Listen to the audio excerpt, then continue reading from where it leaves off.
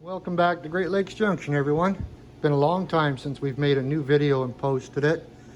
The weather hasn't cooperated this winter for anything outside. Haven't had any inside projects to do.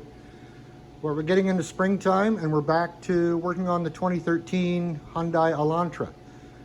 We did the brake shoes on this last week, and we noticed while we were doing it, the tie rod ends were sloppy in the front end. So today we're going to try and do the tie rod ends.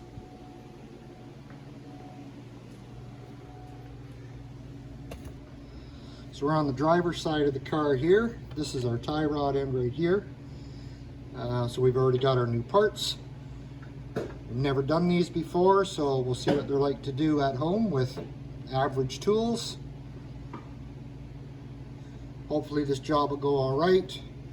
We'll take some measurements first.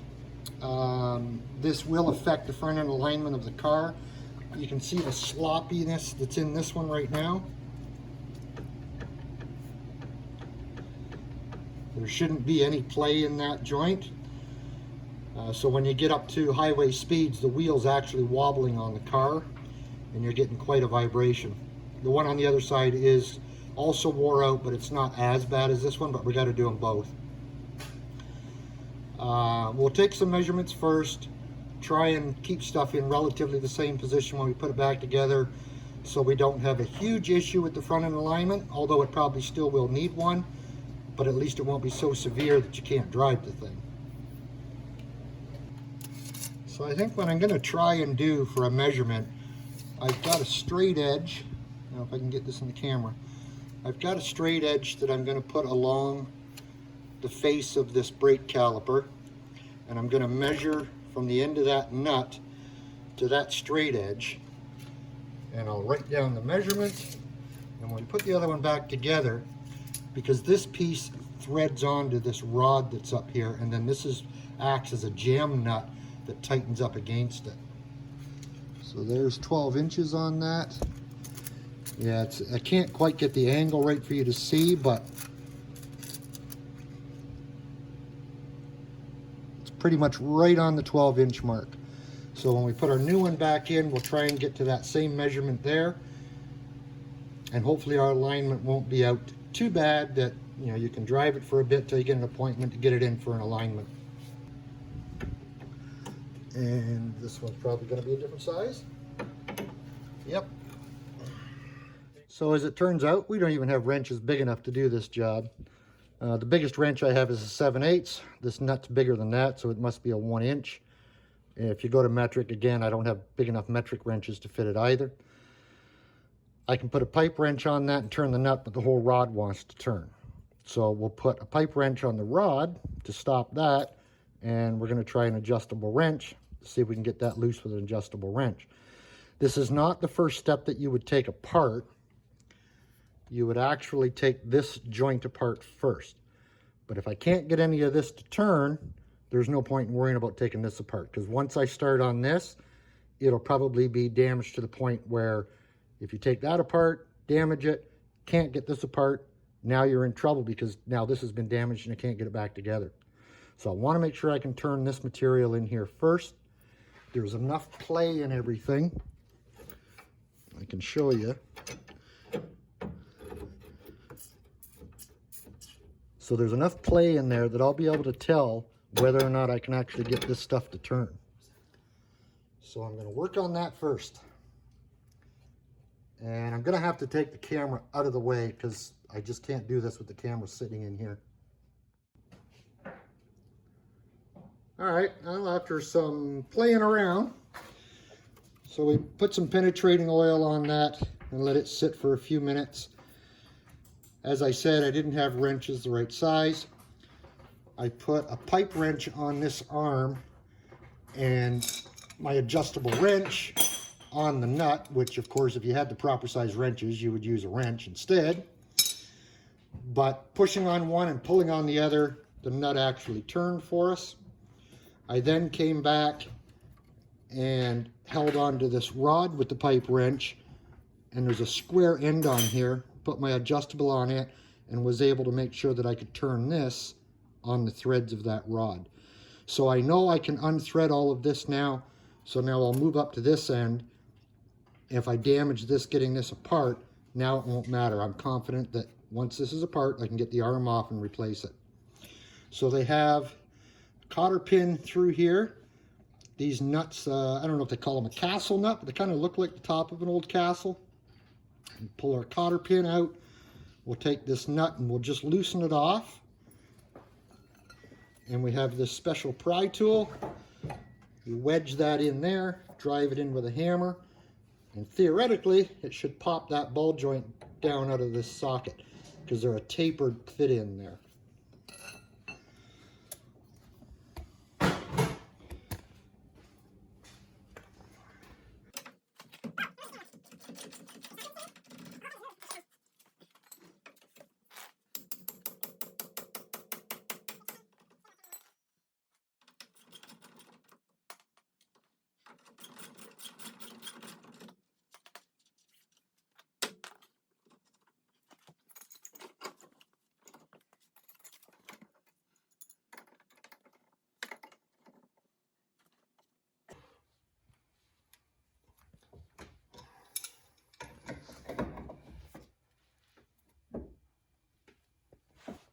So our pipe wrench did the job. We put it on the rod portion back here to stop things from spinning on us. I've decided we turned the steering wheel all the way to the right, so it brought this assembly out here, which gave us more room to work on it. But that's probably going to throw our 12-inch dimension out that we had measured from the back side of this nut. So they do give you a new nut. I'm not going to replace it. We only had to loosen this enough. As I said, it acted as a jam nut to apply pressure against this. So we only just had to crack it loose to be able to turn this. So I'm going to leave it in that position, put the new one on, thread it up to it, and just tighten it that little bit again. So that should keep us in relatively the same position.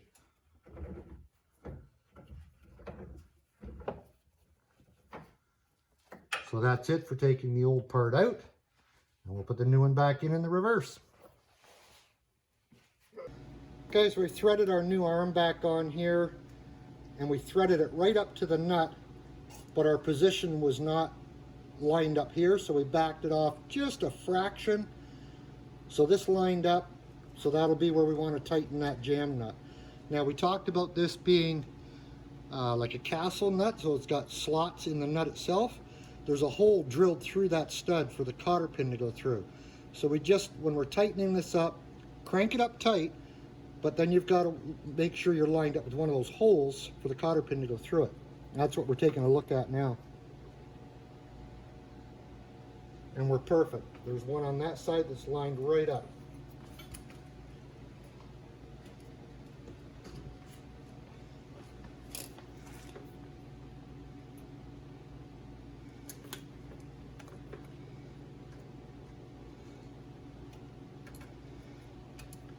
So that's going to stop that nut from ever backing off of there at all.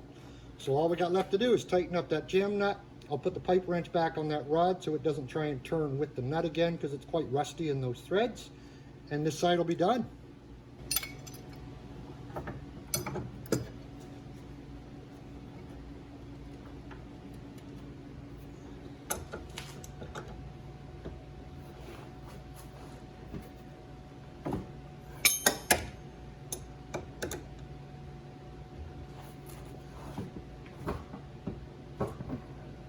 Alright, I can't turn that anymore there, so I'm going to assume that that is tight.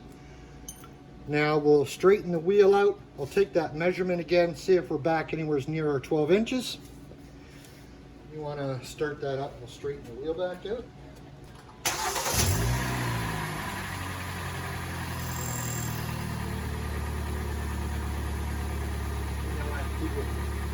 Okay, right there. Steering wheel not straight. Okay, well how far off are we? That's straight with it.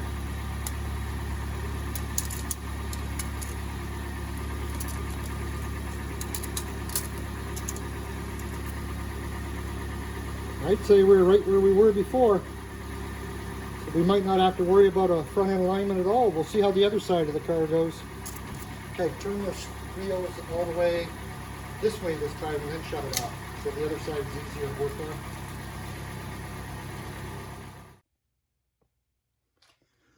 Slightly different approach on this side now that we've done one. So I've got the pipe wrench on the nut and that square kind of a, well, the square portion of this arm. We're putting our wrench on that. And if I just squeeze the two wrenches together,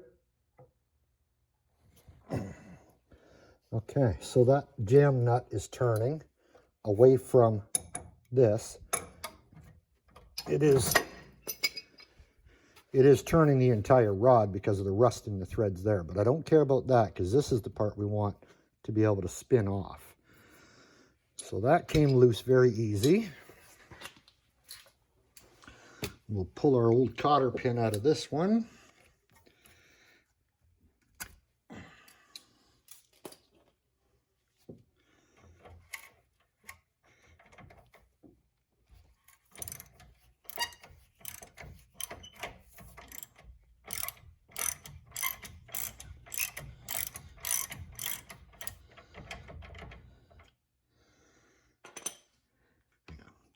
So we're going to stick our wedge tool in between the ball joint and the housing.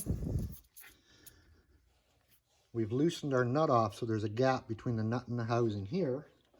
So when we hammer that pry tool in and that thing pops down, we're going to know it.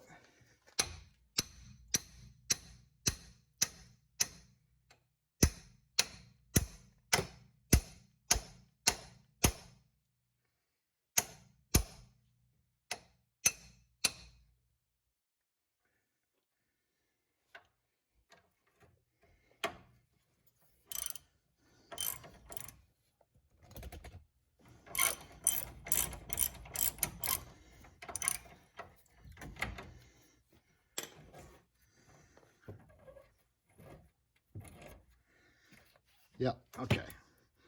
So that's loose. No pressure on that anymore.